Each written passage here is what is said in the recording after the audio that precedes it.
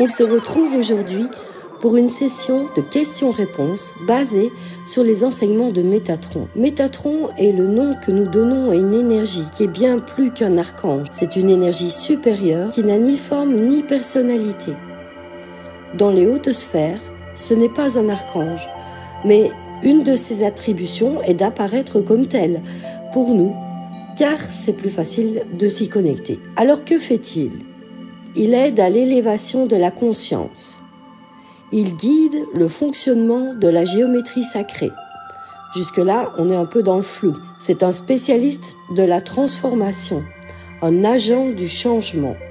Ah, c'est un peu mieux. Il aime poser des défis aux humains qu'il trouve intéressants. Il voit dans l'humanité une promesse de parvenir à un niveau supérieur. Si c'était un humain, on dirait de lui que c'est un érudit, mais aussi un vulgarisateur. Il a l'art de prendre des concepts complexes et de les simplifier pour une bonne compréhension. Je ne suis pas mandatée directement par Métatron pour vous donner les informations qui vont suivre. Je trouve juste intéressant de partager avec vous ces enseignements car ils permettent de comprendre certaines choses sous un jour nouveau, parfois même inédit. La spiritualité en général complique les choses, parle via des symboles et de longs apprentissages. Métatron s'exprime simplement et clairement. À vous de voir si ça vous parle ou pas. Question numéro 1. Qu'est-ce que l'au-delà ? Il n'y a pas d'au-delà, mais il y a beaucoup d'endroits et d'espaces où l'énergie divine se propage. Quand nous naissons, notre énergie d'âme prend forme. Quand nous mourons, notre énergie s'en va et fait d'autres choses. C'est assez complexe car il y a de multiples aspects, dimensions, endroits et espaces à visiter. Tout dépend de ce que votre âme souhaite faire. Question numéro 2. Que sont les guides et les gardiens angéliques ? On a tous une équipe, une sorte de groupe consultatif composé de guides, d'anges, de gardiens, de gouverneurs, etc. Mais ces guides ne sont attachés qu'à une seule cause, un seul principe qui est l'évolution. On peut aussi nommer ça l'élévation. Cette évolution se fait par l'acquisition de connaissances, de meilleures informations, afin de pouvoir poser de meilleurs choix. Qu'est-ce que le temps ? Ici, tout est question d'ordre et de séquence. Par exemple, on met ses chaussures après avoir mis ses chaussettes. Le temps n'existe pas, mais l'ordre et la séquence, oui. Les lignes de temps contiennent ordre et séquence. Chaque individu a ses propres lignes de temps. Elles sont comme des capsules qu'on remplit avec des éléments liés à un certain endroit, un certain moment. On y met des émotions, des énergies, de l'information et des souvenirs.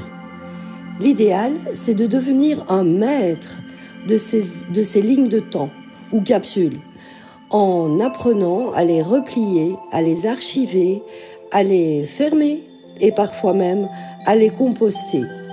Le passé, c'est les capsules terminées, accessibles, et le futur, l'ouverture de nouvelles capsules. Question numéro 4. Qu'est-ce que l'âme ? Alors, l'âme, c'est un réservoir à idées. Dedans, chacun met l'idée qu'il a de lui et des autres. Ces idées évoluent toute la vie à travers l'acquisition de nouvelles connaissances. Question 5. Qu'est-ce que le cœur ? Vous allez être surpris, mais le cœur évolue par la connaissance, lui aussi. Les émotions vous informent. On peut résumer ça par « je ressens ceci, en conséquence, je fais cela ». L'amour, c'est permettre aux autres et à soi d'être ce qu'ils sont, sans condition. On en est vraiment loin. L'amour, c'est laisser les situations se dérouler sans intervenir, juger, bloquer, supposer et surtout ne pas se laisser affecter. Il ne s'agit pas de devenir des légumes, ni de se laisser manquer de respect. Il s'agit de reconnaître pacifiquement que tout individu a le droit de vivre son expérience comme il le souhaite. 6e question, Qu'est-ce que l'énergie? L'énergie, c'est la manifestation de pensée. Tout d'abord, la pensée divine, dans laquelle nous avons pris forme. Ensuite, nos propres pensées. La pensée créée, elle est énergie. Question 7. Y a-t-il un plan divin? À vrai dire, il n'y a que le plan divin. Tout est construit pour qu'il se déroule au mieux. Il est fait sur mesure pour chacun, pour peu qu'on le laisse se dérouler. Accepter tout ce qui nous arrive comme des leçons, c'est ça, être sur son chemin. Question 8. Qu'est-ce que la guérison?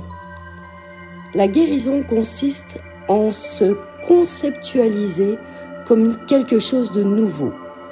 Si je regarde certaines vieilles idées sur moi et sur les autres, je peux les déclarer terminées, obsolètes.